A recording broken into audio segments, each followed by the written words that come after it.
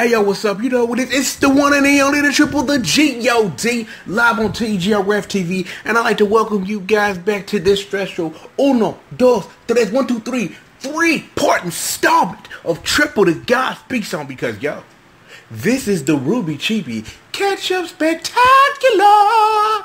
Because I didn't realize there were episodes after Battle of the Bands, and it was like, well, RWBY Chibi's over. I'm just gonna wait for the crack to come back out, and I just figured out a couple of weeks ago there were episodes, because that just shows how little I pay attention. So I figured that, you know, there would be a time when the universe would say, yo, Triple, you got to put in this work. You got to give the streets what they need. And now is that time. Because again, uno, dos, tres. Un, dos, tres.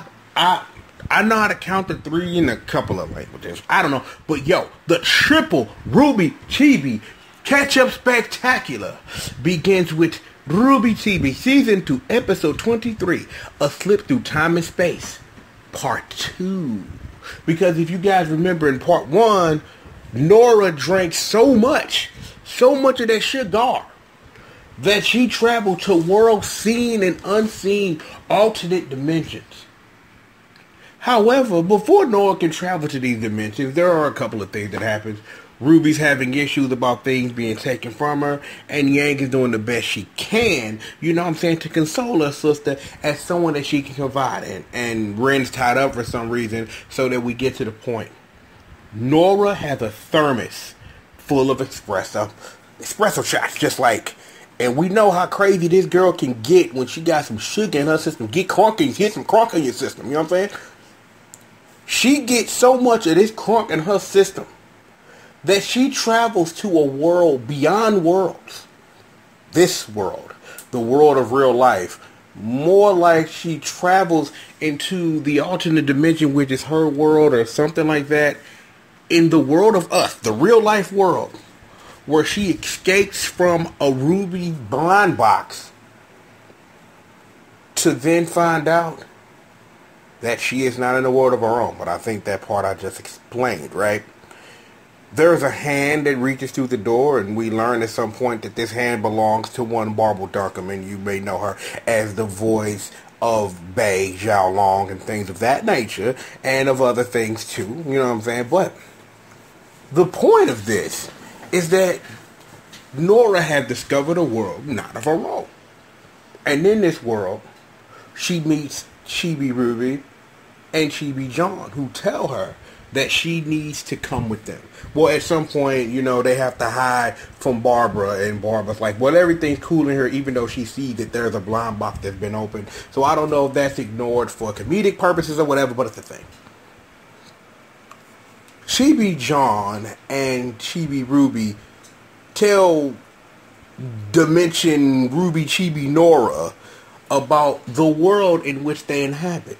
We're in a world where we enjoy their stories, listen to their stories, wear pictures of them on our chests and things of this nature, and do all of these things that we love what RWBY represents. We write songs about it, we hang things on our wall, things of that nature. But then Nora has to make a decision. The red versus blue shirt, or the blue versus red shirt. A Matrix things. I won't repeat it for you. At this point, Chibi John and Chibi RWBY introduce her to their savior, the Great One, or you may know it as the Pyrrha plushie that is a thing that I just learned about before I start recording this, because I didn't understand what the reference was, because maybe if I paid a little more attention I would, but I didn't. But that's why we research. I think it's a cute chibi. I think it's a cute little plush doll, and right now, for the last time I checked, the Rooster T website like $3. I'm thinking about getting one. I think it's cool. Nora's not having none of this, and then escapes back into the world in which she's known, and then Pyrrha scares, and that's the episode. We do what we can, right? We do what it is that we can. We do what we can. This was a great episode because not only did I have fun watching it, but I learned something new about the Great One and how a whole bunch of figures in RWBY blind boxes worship a plush doll. Weird that is. But yeah, with that being said, we are going to take a commercial break. When we be right back, we will be back with part 2 of our RWBY Chibi Ketchup Spectacular. So you gotta roll the R. Spectacular. I think spectacular. Spectacular. Spectacular. The one and only chip of the G.O.D. Special guest star Queen Cottontail, rolling your R's. This is my show. Let me do my rolling of my own R's. Yeah, that works. Look, we will be right back after these commercial messages with more of the what, baby?